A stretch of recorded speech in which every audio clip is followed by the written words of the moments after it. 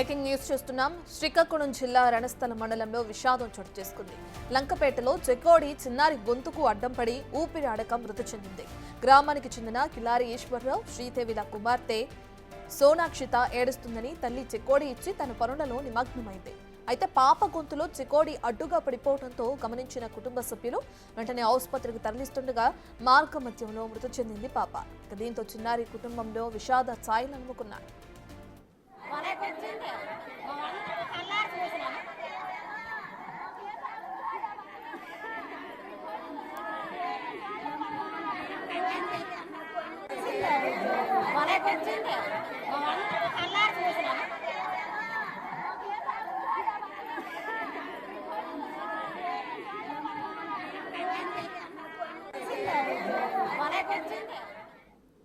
విషయానికి సంబంధించిన పూర్తి డీటెయిల్స్ అందించడానికి మా ప్రతినిధి రాము అందుబాటులో ఉన్నారు. రైట్ రాము, పాప వయసు ఎంత ఉంటుంది, ఎప్పుడు జరిగింది ఈ ఘటన, డీటెయిల్స్ అంటే? శ్రీకాకుళం జిల్లా రణస్థలం మండలం లంకపేట గ్రామానికి చెందిన సోనాక్షిత ఇంక 2 సంవత్సరాలు కూడా పూర్తి కాలేదు. అయితే ఉదయం తల్లిదండ్రులిద్దరు కూడా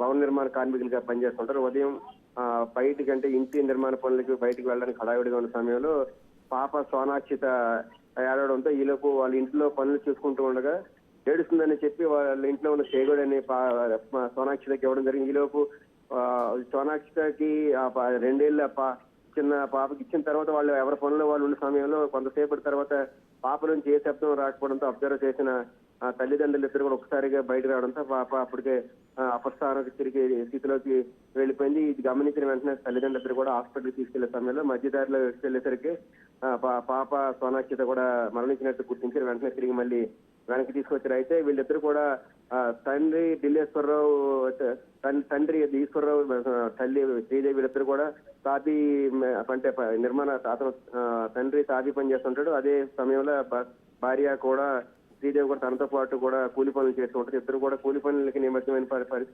సమయంలో క్యారేజీలకి వాటికి కూడా అంటే ఆహారం తయారు చేసుకున్న సమయంలో బేబీ ఆడడంతో ఒకసారిగా వాళ్ళు పాప ఏడ్చుకుని అంటే ఏడ్చిన పాపని ఓదార్చడానికి అని చెప్పి తల్లి శ్రీదేవి చేగోడి ఇవ్వడం జరిగింది. ఈ లోపుగా చేగోడి చిన్న పాప కావడంతో అది నోట్లో పెట్టిన తర్వాత అంటే బిస్కెట్ వంటివి అయితే కరుగుతాయి కానీ చేగోడి కరగకపోవడం వల్ల గొంతుకి అడ్డుగా పడడంతో సోనాక్షిత మరణించింది. ఈలోపు వాళ్ళు కూడా ఇంట్లో వంటింట్లో ఎవరి పనుల్లో వాళ్ళు ఉండడంతో గమనించలేదు. కొంతసేపటి తర్వాత సోనాక్షిత నుంచి ఎటువంటి ఇది కూడా శబ్దం కూడా ఏమీ లేకపోవడంతో గమనించిన తల్లిదండ్రులు అప్పటికే అపస్మారతికి వెళ్ళడంతో వెంటనే హాస్పిటల్ తీసుకెళ్లే ప్రయత్నం చేశారు. ఈలోపు మధ్యదారులు చనిపోయినట్టు కూడా గుర్తించారు. అయితే ఢిల్లేశ్వరరావు ఎవరైతే శ్రీదేవి మరేపు ఈశ్వరరావులకి 2 పిల్లలు, మొదటి 3 ఏళ్లు బాగున్నాడు, రెండోది పాప చనిపోవడంతో మొత్తం కుటుంబ సభ్యులంతా కూడా కన్నీరు మన్నీరు అవుతున్నారు. రత్న రాము, పాప చనిపోవడానికి ప్రధాన కారణం చెకోడి గొంతులో ఇరుక్కోవటం అని చెప్తున్నారు. అయితే డాక్టర్స్ ఏమంటున్నారు? కేవలం గొంతులో ఇరుక్కోవటం వల్ల ఊపిరాడకి ఏమైనా చనిపోయిందా? పాప చనిపోవడానికి కారణం ఏంటని చెప్తున్నారు డాక్టర్స్? డీటెయిల్స్ దానికి సంబంధించి ఏమైనా తెలిసినాయి రాము?